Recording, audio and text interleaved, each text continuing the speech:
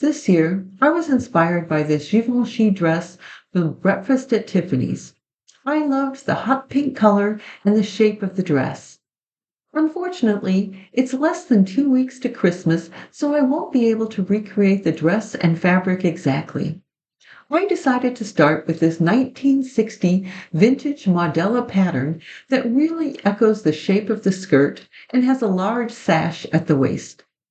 I found a lovely changeable silk with embroidered tassels to use for the body and decided to add my pop of color with a hot pink sash and binding. I also decided that I will line the dress and chose this iridescent silk twill lining. My original pattern is an unprinted pattern in a size 36. I digitized the pattern and graded it so that I could get my usual size 14 with a 34-inch bust. Once my pattern was printed, I used my pattern notcher to cut the notches and my screw punch to punch out the dots. I'm going to make a muslin of the dress first. From experience, I know that most vintage patterns are too short-waisted for me and that I need to adjust the bust point.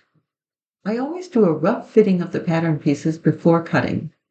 I fold over the shoulder seam allowance and check the fit. You can see that the bodice is almost 2 inches too short. Looking at the arm side, it is too high as well. I will add 1 inch across the chest and another at the waistline.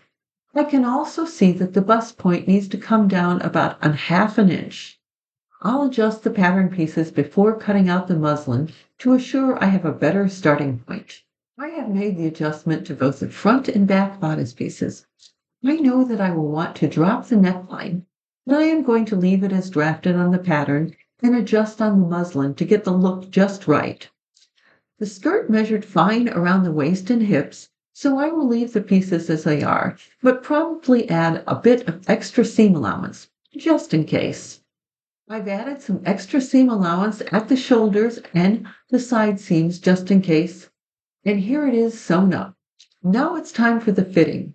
It looks pretty good. I still need to adjust the neckline and the darts. It also looks like I need to take a bit out of the bodice and drop the arm side. Okay. I made those adjustments and also shortened the sash about 4 inches. I think it looks pretty good. I will take up the back shoulder seams a bit to smooth out the back.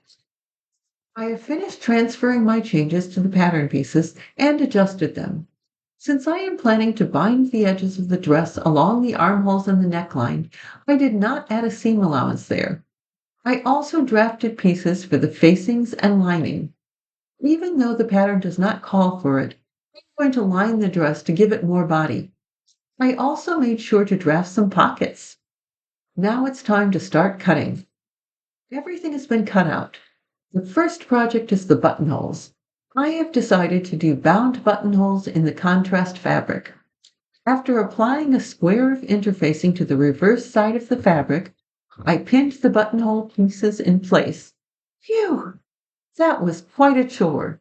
9 buttonholes is a lot, but I think they look nice. I'm going to construct the interior layer of the dress next. First, let's mark the cutouts for the buttonholes on the facings.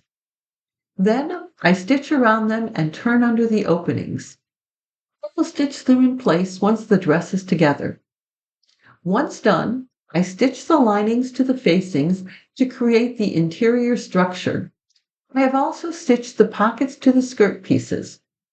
The next step is to sew the bodice to the skirt for both the exterior and interior of the dress. Now that both pieces are completed, the next step is to sew them together. I will baste them together along the front and armholes. This will later be covered with the contrast binding. Once the dress is joined together, it's time for some handwork. I need to stitch the 2 layers together at the waist, finish off the insides of the buttonholes, and hem the dress before starting on the binding. Finishing is done. I finished the inside of the buttonholes and hemmed both the dress and the lining. Now I'm going to sew up the bias strips for the binding. The bias is attached and I'm finally finished with all of that hand sewing. The inside is not quite as nice as the outside, but I can live with it. Now for the finishing. I added a hook and snap at the waistline, as well as a couple of snaps at the neckline. I'm using these lovely pink rhinestone buttons. Now that the main dress is complete, I just need to make up the sash. It's a pretty simple make. The dress is complete. It's a bit different than the illustration on the pattern package since I changed up the neckline, but the skirt has the same shape. My dress is much fancier than the original, and I think that I might eventually make up the casual version in a cotton with purchased bias binding.